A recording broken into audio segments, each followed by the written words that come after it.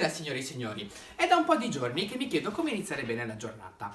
E allora, pensa che ti ripensa, ho pensato, la nonna che cosa ti avrebbe fatto in queste giornate qua in cui non ti puoi muovere da casa? Sicuramente la sua ricetta con lo yogurt e la Nutella. È una torta molto molto soffice, adesso vado a presentarvi brevemente gli ingredienti. Gli ingredienti che ci serviranno per una torta saranno 4 uova, 200 g di zucchero, 250 g di farina, un vasetto di yogurt, siamo all'incirca sui 150-200 ml di yogurt, 100 g di burro fuso, 150 g di Nutella, una bustina di lievito, una bustina di vanillina e un pizzico di sale.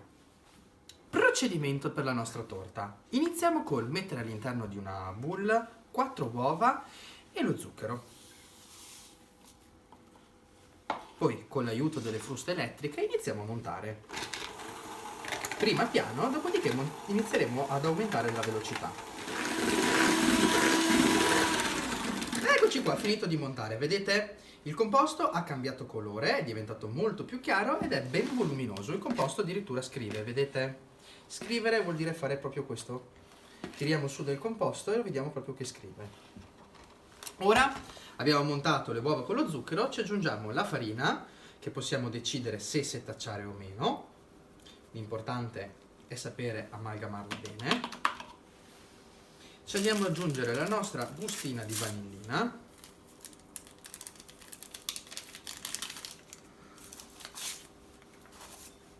E andiamo ad aggiungere il nostro lievito per dolci. Sempre una bustina. In contemporanea aggiungiamo anche un pizzichino di sale per contrastare il sapore metallico del lievito. Iniziamo sempre piano piano. Bene, una volta amalgamato la farina con il lievito e la vanillina, andiamo ad aggiungere il nostro yogurt. Ci aiutiamo con le capentole ed andiamo ad aggiungere la nostra Nutella. Ora, al posto della Nutella potrebbe andare bene una qualsiasi crema di nocciole. E andiamo ad amalgamare tutto insieme.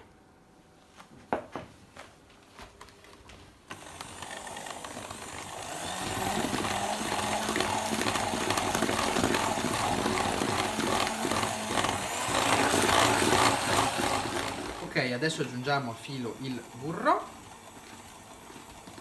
andiamo ad amalgamarlo al composto e continuiamo a montare.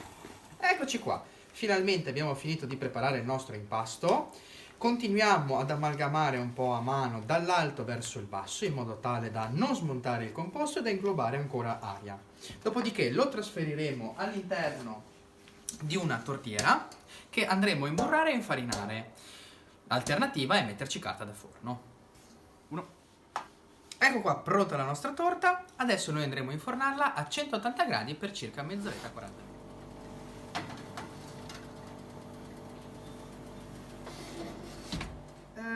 Eccoci qua, questa qui è la nostra torta, bella sfornata, bella soffice. Faccio vedere, tagliandola un altro pezzettino, sembra quasi un pan di Spagna, morbidissima, guardate, morbida, morbida, morbida. Noi l'abbiamo presentata così, molto molto semplice, così da colazione, con un bel bicchierozzo di latte oppure un bel bicchiere di tè.